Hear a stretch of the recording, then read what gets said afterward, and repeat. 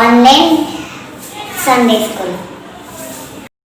Online Sunday school ప్రోగ్రామ్కి మీకు అందరికీ స్వాగతం తెలియజేస్తున్నాను. ఈ యొక్క online programme Sunday school online ప్రోగ్రామ్ని దేవుడు సక్సెస్ఫుల్ చేయాలని చిన్న ప్రార్థనతోటి మనం ఈ యొక్క ప్రోగ్రామ్ని ప్రారంభం చేసుకున్నాం. ప్రార్థన. పరిశుద్ధురా పరిశుద్ధురా పరిశుద్ధురా పరిశుద్ధాత్మదేవ జీవాధిపతి యేసుక్రీస్తు రాజా, నీకే వందనాలు స్తోత్రాలు. ఇదిగో నాయన ఈ యొక్క సంఘానికి నా ప్రభువులు దయచేసినటువంటి ఈ యొక్క ఆన్లైన్ ప్రోగ్రాం కోసమే నీకే స్తోత్రాలు వందనాలు. సండే స్కూల్ పిల్లలు నా ప్రభువా, ఇదిగో తండ్రి ఈ ఆన్లైన్ ప్రోగ్రాం ద్వారా వాళ్ళ యొక్క పాఠాలను వాళ్ళ యొక్క పాఠాలను వాళ్ళు నేర్చుకున్నటకు కృప చూపించమని సహాయం దాయిచ్చమని ప్రార్థన చేస్తుంటున్నాం మా తండ్రి. ఇదిగో నాని యొక్క ఆన్లైన్ సండే స్కూల్ని నా ప్రభుని విజయప్రదంగా నడిపించండి, కృప చూపించి సహాయం దాయిచ్చేయండి. నాన్న సహాయం చేసిన వాళ్ళందరినీ నా ప్రభుని బలపరిచి దీవించండి, ఆశీర్వదించండి. ఇదిగో నా ప్రభు వింటున్నటువంటి ప్రతి ఒక్క బిడ్డను నా ప్రభువ నీవు చేతిలో పట్టుకొని వచ్చి కృప చూపించిన దయగల హస్తంతో నీవు దీవించి ఆశీర్వదించి నడిపించమని పరిశుద్ధాత్మదేవ మరొకసారి ఆన్లైన్ ప్రోగ్రామ్ ని విజయప్రదంగా నడిపించమని నీవే మహిమనందుమని యేసుక్రీస్తు నామములో అడిగి ప్రార్థన చేస్తున్నాం మా తండ్రి, ఆమేన్. దయచేసి ఒక online programme Sunday school online programme లో మీకు అందరు కూడా పాల్గొని ఒక ఆన్లైన్ ప్రోగ్రామ్ ని మీరు సక్సెస్ఫుల్ చేయాలని ప్రార్థన చేస్తున్నాం. లేదా పాల్గొని దేవుని దీవెనలు ఆశీర్వాదాలు పొందాలని మనవి. ఇప్పుడు మనం మంచి యాక్షన్ సాంగ్స్ నేర్చుకున్నామా? Are you ready friends?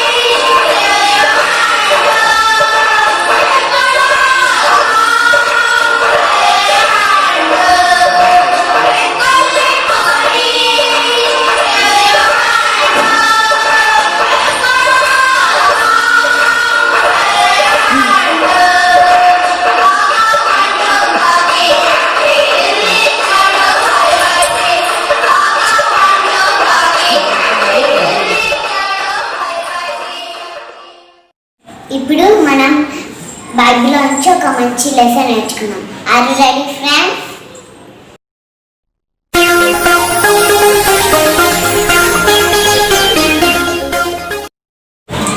పిల్లలు, దేవుని వాక్యము వినే ముందర ప్రార్థించుకుందాము. మా ప్రేమ కలిగిన పరలోకమందున తండ్రి, పరిశుద్ధుడమైన మా దేవ, నీ ప్రియ కుమారుడు మా రక్షకుడు ప్రభువైన యేసుక్రీస్తు నామమును బట్టి ఆయన ఆత్మతో మమ్మల్ని నింపి ఆయన మాటను మాకు వినిపించమని నీ ప్రియ కుమారుడు మా రక్షకుడు ప్రభువైన యేసుక్రీస్తు నామమున ప్రార్థించుచున్నాము తండ్రి, ఆమేన్. హలో పిల్లలు, మనం ఈరోజు దేవుని వాక్యమును విందాము. దేవుని ప్రజలైన ఇశ్రాయేలీయులు దేవుని దృష్టికి పాపం చేసినప్పుడు దేవుడు వారిని మిద్యానీయుల చేతికి అప్పచెప్తాడు. మిద్యానీయులు పెడుతున్న ఆ బాధను భరించలేక ఇశ్రాయేలు ప్రజలు దేవునికి మొరపెడతారు. దేవునికి మొరపెట్టినప్పుడు దేవుడు ఇశ్రాయేలు ప్రజల యొద్దకి ఒక ప్రవక్తను పంపుతాడు. ఆ ప్రవక్తను పంపి వారి యొక్క వంకర బుద్ధిని సరి చేసుకోమని చెప్తాడు. అయితే పిల్లలు, మనం ఇక్కడ గమనించవలసింది ఏంటంటే, మీకు ఒక సందేహం వస్తుంది. ఏంటంటే, దేవుడు ఎందుకు తన ప్రజలని మిద్యానీయుల చేతికి, శత్రువుల చేతికి అప్పయిపినాడని మీకు ఒక సందేహం వస్తుంది. అయితే దేవుని పిల్లలైన ఇశ్రాయేలు ప్రజలు దేవుడు చేసిన మేలులను జ్ఞాపకం చేసుకోకుండా వారి మార్గములను చెరిపేసుకొని వారు విగ్రహారాధికులుగా మారుతారన్నమాట. అప్పుడు దేవుడు వారిని బాగు చేయాలనుకుంటాడు. వారు చేసిన తప్పును వారికి తెలియజెప్పి వారిని సరైన మార్గంలో నడిపించాలనుకుంటాడు. అయితే పిల్లలు, మీరు ఎప్పుడైనా తప్పు చేసినప్పుడు మీ తల్లిదండ్రులు మీకు చెప్తారు. అది పలాని మీకు ఏమని చెప్తారంటే, మీరు ఇలా చేయకూడదు నాన్న, ఇది తప్పు, మనం ఇలా చేయకూడదు, మనము ఈ విధంగా ఉండాలి, మనము మంచిగా ఉండాలని చెప్పి మీ తల్లిదండ్రులు మీకు చెప్తారనమాట. అప్పుడు మీరు మీ తల్లిదండ్రుల మాట వింటే సరే, లేకపోతే మీరు వినకుండా అలాగే అల్లరి చేస్తూ ఉంటే మీకు 1-2 దెబ్బలు వేసైన వారు మిమ్మల్ని ఆ సరైన మంచి మార్గంలో నడిపిస్తారు. అదే చేసినాడు దేవుడు. మనకు తండ్రిగా ఉన్నాడు కాబట్టి ఇశ్రాయేలు ప్రజలు వారు అలా చేసినప్పుడు వారిని వారి శత్రువులకు అప్పయిపినప్పుడు వారు అప్పుడు దేవునికి మొరపెడతారు. అయితే దేవునికి మొరపెట్టినప్పుడు దేవుడు వారిని కాపాడడం కోసమని ఒక న్యాయాధిపతిని లేవనెత్తుతాడు. ఆ న్యాయాధిపతి గురించి మనం ఈరోజు వింటా ఉన్నాము. ఆ న్యాయాధిపతి ఎవరో కాదు, అబీయెజ్రీయుడైన యోవాష్ కుమారుడైన గిద్యోను. గిద్యోను మిద్యానీయులకు భయపడి అతడు గానుగ చాటున, అంటే నూనె వేస్తా ఉంటారు, ఆ నూనె వచ్చే గానుగ ఉంటుంది కదా, ఆ గానుగ చాటున అతడు ఏం చేస్తాడంటే ఆ గోధుమలను ఏవైతే ఉన్నాయో వాటిని దుల్లగొట్టుకుంటూ ఉంటాడనమాట. అయితే అక్కడికి యెహోవా దూత వచ్చి, పరాక్రమం గల బలాఢ్యుడా, యెహోవా నీకు తోడై ఉన్నాడు, వెళ్ళి మిద్యానీయుల చేతిలో నుండి ఇశ్రాయేలు ప్రజల్ని కాపాడన్నప్పుడు అప్పుడు గిద్యోను అంటాడు, దేవుడు మాకు తోడై ఉంటే మాకెందుకు ఇన్ని బాధలు, ఇన్ని సమస్యలు వస్తాయని చెప్పినప్పుడు అప్పుడు దేవుడు అతని తట్టు తిరిగి, నువ్వు వెళ్ళు, నేను నీకు తోడై ఉన్నాను కదా, మిద్యానీయులను ఓడించు, ఇశ్రాయేలు ప్రజలను రక్షించని చెప్తాడు. అప్పుడు గిద్యోను నుండి, అయితే నీవు దేవునివే అయితే, మాట్లాడుతున్న వాడివి నీవే అయితే నాకు ఒక సూచన కనపరచమని అడుగుతాడు. అప్పుడు గిద్యోను పరిగెత్తుకుంటూ వెళ్ళి ఒక మేక పిల్లను తూమెడు పిండితో పొంగని భక్ష్యములను చేసుకొని వచ్చి అక్కడ ఉన్న రాతి మీద పెట్టినప్పుడు అక్కడ యెహోవా దూత ఒక కర్ర తీసుకొని ఆ కర్ర కొనతో, చిన్న కర్ర, ఆ కర్ర తీసుకొని ఆ కర్ర కొనతో అక్కడ వాటి మీద అలా ఉంచినప్పుడు అగ్నితో అదంతా కాలిపోతుంది అన్నమాట. అప్పుడు గిద్యోను అనుకుంటాడు, నేను దేవుణ్ణి చూస్తున్నానని చెప్పి గిద్యోను అంటాడు. అప్పుడు దేవుడు అంటాడు, భయపడగాకు, నీవు చావులే అని చెప్తాడనమాట. అప్పుడు అక్కడనే యెహోవాకు ఒక బలిపీఠమును కట్టి యెహోవాకు బలిపీఠమును కట్టి అక్కడ దేవునికి యెహోవా సమాధానకర్త అని అక్కడ బలిపీఠమునకు గిద్యోను పేరు పెడతాడనమాట. మరి గిద్యోను లాగా మనం కూడా ఎప్పుడు భయంతో ఉంటాము.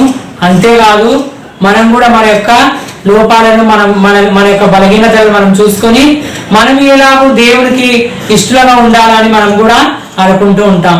అయితే దేవుడు ప్రేమామయుడు. దేవుడు మనకు ఒక వాగ్దానం ఇచ్చినాడు. ఏమిటంటే, ఈ లోకంలో బలవంతులు కాదు, బలహీనులైన వారిని నేను ఏర్పరచుకుంటాను, ఎన్నిక లేని వారిని ఏర్పరచుకుంటానని చెప్పి దేవుడు మనల్ని కూడా తన ఇష్టం చొప్పున మనల్ని కూడా ఎంచుకున్నాడు అన్నమాట.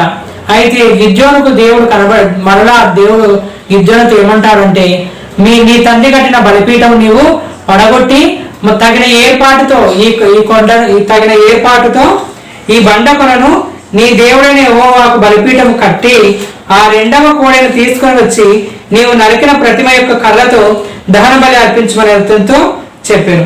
అయితే గిద్యోను దేవుడు చెప్పినట్టే చేస్తాడు. అయితే అక్కడ ఉన్న ప్రజలకు భయపడి అతడు రాత్రి వేళ ఈ పని చేస్తాడు. అప్పుడు వారి తండ్రి అతనికి ఒక కొత్త పేరు పెడతాడు. ఏమంటే యెరుబ్బయలు అని పేరు పెడతాడు. ఆ దినము అతనికి యెరుబ్బయలను పేరు పెడతారనమాట. అయితే మిద్యానీయులందరూ అమాలేకులందరూ తూర్పున్న వారందరూ కూడి వచ్చి వారు ఇజ్రాయేలు మైదానంలో దిగినప్పుడు దేవుని యొక్క ఆత్మ గిద్యోనును ఆవేశిస్తుంది అన్నమాట. అప్పుడు గిద్యోను, దేవా, ఇశ్రాయేలు ప్రజలను నా చేత నీవు రక్షించ ఉద్దేశించినట్లయితే కళ్ళమున మొత్తము ఆరి ఉండాలా, గొర్రెబొచ్చు మీద మాత్రమే మంచు పడాలా అని చెప్తాడనమాట. గిద్యోను ఏదైతే సెలవిస్తాడో దేవుడు అదే చేస్తాడనమాట. అప్పుడు పొద్దున్నే లేచి చూసిన వెంటనే గొర్రెబొచ్చు మీద మాత్రమే మంచు పడుతుంది, నేలంతా ఆరి ఉంటుంది. మరలా రెండవసారి ఏమంటారంటే, ఈసారి నేల మొత్తం మంచు పడాలా, గొర్రెబొచ్చు మాత్రం ఆరి ఉండాలని చెప్తాడు.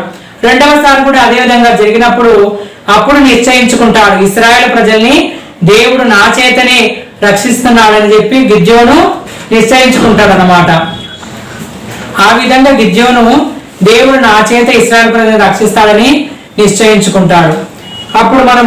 అప్పుడు గిద్యోను జనులందరూ వేపుకొని లేచి హరోదు బావి యొద్ద దిగగా లోయలోని మోరెకొండకు ఉత్తరముగా మిద్యానీయుల దండుపాలెం వారికి కనబడెను.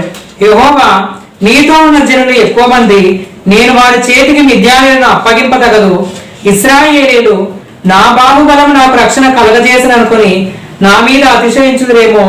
కాబట్టి నీవు ఎవడు భయపడి వణుకుచున్నాడో వాడు త్వరపడి గిలాదు కొండ విడిచి తిరిగి వెళ్ళవలనని జనులు వెళ్ళినట్లుగా ప్రకటించమని గిద్యోనుతో సెలవిచ్చెను.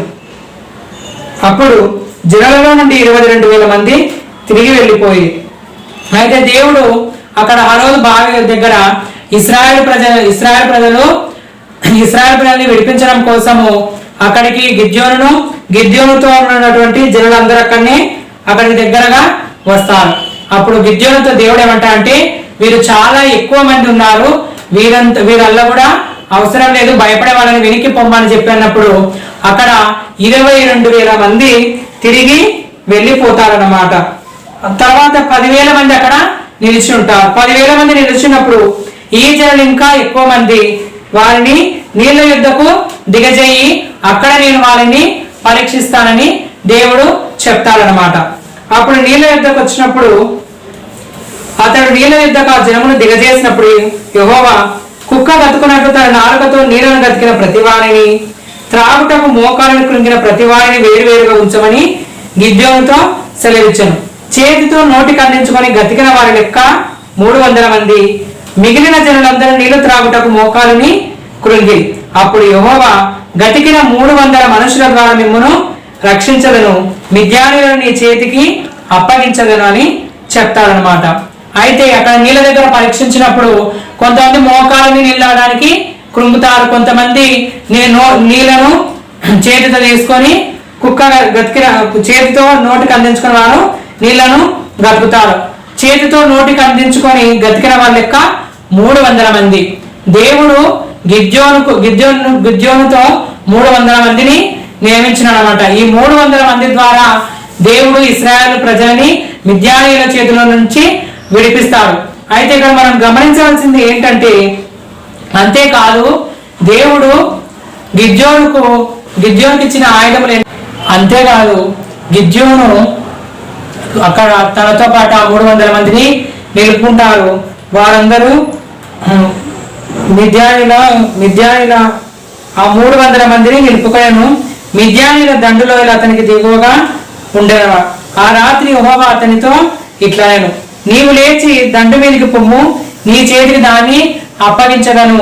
నీకు భయమైతే నీ పనివాడైన పూరాతో కూడా దండుకి దిగిపోమని చెప్తారన్నమాట.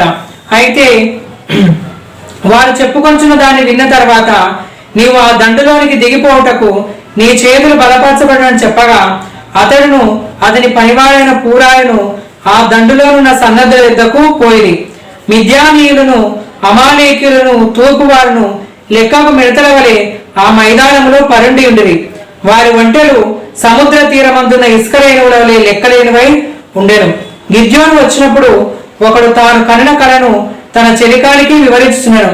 ఎట్లనగా, నేను ఒక కళ కంటిని, అదేమనగా ఎవల రొట్టె ఒకటి మిద్యానీయుల దండులోనికి దొర్లి ఒక గుడారమునకు వచ్చి దాన్ని పడగొట్టి తలక్రిందు చేసినప్పుడు ఆ గుడారము పడిపోయినని చెప్పాను. అందుకు వాని చెలికాడు, అది ఇశ్రాయేలీయుడైన యోవాషు కుమారుడు గిద్యోను ఖడ్గమే గాని మరేమీ కాదు. దేవుడు మిద్యానీయులను ఆ దండంతను అతని చేతికి అప్పగింపబోచున్నాడని ఉత్తరమిచ్చాను. గిద్యోను ఆ కథ వివరమును దాని తాత్పర్యమును వినినప్పుడు అతడు యెహోవాకు నమస్కారం చేసి ఇశ్రాయేలుల దండులోనికి తిరిగి వెళ్లి, లెండి, యెహోవా మిద్యానీయుల దండును మీ చేతికి అప్పగించున్నాడని చెప్పి ఆ 300 మందిని 3 గుంపులుగా చేసి బూరను, వట్టి కుండను, ఆ కుండలలో దివిటీలను ప్రతివారి చేతికిచ్చి వారితో ఇట్లను, నన్ను చూచి నేను చేయనట్లు చేయడం. ఇక్కడ మనం చూసినట్లయితే గిద్యోనుతో ఉన్నవారికి దేవుడు వారి చేతులకు ఒక చేతితో ఊదడానికి బూర, కుండలో దివిటీలు అన్నమాట. చూడండి, సాధారణమైన మనిషి గిద్యోను. అంతేకాదు వారి చేతిలో ఉన్నటువంటి ఆయుధములు కూడా సాధారణమైనవే. అది బూర, కుండలలో దివిటీలు. చూసారా పిల్లలు?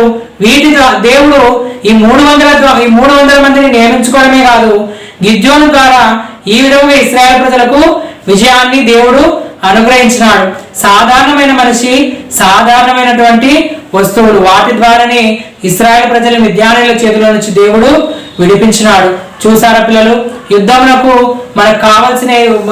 మనము చాలా శక్తివంతమైన ఆయుధములని వాడతాం. కానీ ఇక్కడ దేవుడైతే ఒక సాధారణమైన వాటిని వాడటం ద్వారా ఇశ్రాయేలు ప్రజల్ని మిద్యానీయుల చేతుల నుంచి దేవుడు వారిని విడిపించినాడు. చూసారా పిల్లలు? దేవుడు గిద్యోనుకు ఏ విధంగా విజయాన్ని అనుగ్రహించినాడు. కాబట్టి పిల్లలు, మన దేవుడైన యేసయ్యను మన హృదయంలోనికి ఆహ్వానించినప్పుడు, ఆయన యందు మనం విశ్వాసం ఉంచినప్పుడు, దేవుడు మనకు తోడుగా ఉన్నప్పుడు మనము కూడా ఎటువంటి బలమైన కార్యాలను కూడా మనము కూడా చేయగలుగుతామన్నమాట. గిద్యోనుకు ఏ విధంగా అయితే దేవుడు తోడుగుండి ఇశ్రాయేలు ప్రజల్ని మిద్యానీయుల చేతిలో నుంచి విడిపించినాడు, ఈ దినమున ఈ పరిస్థితులలో కూడా మన ద్వారా కూడా దేవుడు ఎన్నో గొప్ప కార్యములు చేస్తాడు. కాబట్టి పిల్లలు, మనము కూడా గిద్యోను లాగా దేవుని యందు విశ్వాసం ఉంచి మనము ఇతరులను రక్షించే వారముగా, ఇతరులను యేసయ్య వైపు నడిపించే వారముగా, దేవుని వైపు మనల్ని నడిపించే వారముగా మనము కూడా ఈ దినమున ఉందాము. కాబట్టి పిల్లలు, ప్రార్థించుదాము. కళ్ళు మూసుకొనండి. మా ప్రేమ కలిగిన పరలోకమందున తండ్రి, పరిశుద్ధుడైన మా దేవ, నీ ప్రియ కుమారుడు, మా రక్షకుడు ప్రభువైన యేసు క్రీస్తు నామమును బట్టి, ఆయన చెందించిన అమూల్యమైన ప్రశస్తమైన రక్తమును బట్టి, ఆయన మరణ భూస్థాపన పునరుత్థానం బట్టి మీకు వందనములు తండ్రి. ఈ దినమున ఏ విధంగా అయితే గిద్యోనుకు నీవు తోడై ఉండి ఇశ్రాయేలు ప్రజల్ని మిద్యానీయుల చేతిలో నుంచి విడిపించినావు, మా ప్రభువా, నీవును మాకు తోడై ఉండి మా చేత గొప్ప కార్యములు, బలమైన కార్యములను జరిగించమని ప్రభువైన యేసు క్రీస్తు నామమున నిన్ను స్తుతించి ప్రార్థించి వేడుకొంచున్నాం మా పరలోకపు తండ్రి. ఆమేన్.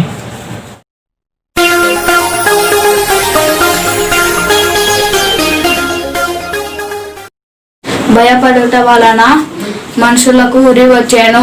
యెహోవాయందు నమ్మిక ఉంచువాడు సురక్షితముగా నుండును. సామెతలు 29:25. పిల్లలు, మరొకసారి చెప్పుకున్నాం. భయపడుట వలన మనుషులకు ఉరి వచ్చెను. యెహోవాయందు నమ్మిక ఉంచువాడు సురక్షితంగా నుండును. సామెతలు 29:25. ఇవన్నీ నేర్చుకోవడానికి కృప చూపిన దేవునికి కృతజ్ఞతాస్తుతులు దేవుడా ఈ ఆన్లైన్ సండే స్కూల్లో కంటక వాక్యాలు అలాగే బైబిల్ లెసన్స్ నేర్చుకోవడానికి కృప చూపినందుకు థ్యాంక్ యూ దేవుడా. ఈ చిన్న ప్రార్థనని కాల్ మీ పాదాల చింతకు చేర్చుకున్నందుకు మీ పాదాల చింతకు చేర్చుకుని దేవుడా.